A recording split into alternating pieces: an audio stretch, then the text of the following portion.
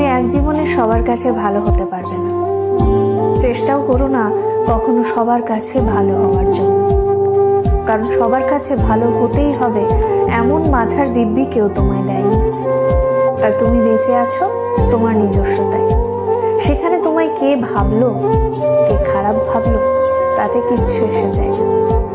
দিন শেষে নিজের জন্য নিজেকেই থাকতে হয়, অন্য কেউ তোমার জন্য থাকে না, থাকেনি কখনো, আর থাকবেও না।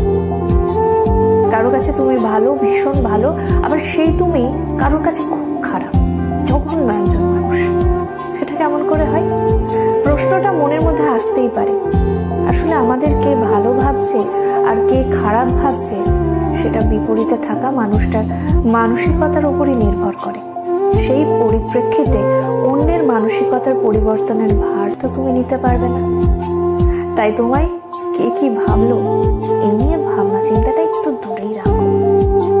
খেয়াল করে দেখলেই বুঝতে পারবে তোমার কথা বলার ধরনে তোমায় কেউ বলবে বাহ বেশ মিষ্টি ভাষী, আবার কেউ বলবে কি ন্যাকারে বাবা। আবার কখনো তুমি যদি স্পষ্টবাদী হও, কেউ তোমায় বলবে প্রতিবাদী, কেউ বলবে ঠোঁট কাটা। আসলে পুরোটাই যে ভাবছে তার উপরই নির্ভর করে। এতে তোমার কিচ্ছু করার থাকবে না।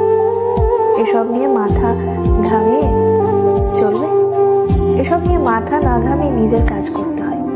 কারণ কথাই বা কারোর সুবিধার্থে নিজের স্বভাব, নিজের রুচি, নিজের ভালো লাগা পরিবর্তন না করাই ভালো। কারণ দিনের শেষে নিজের জন্য নিজেই থাকবে।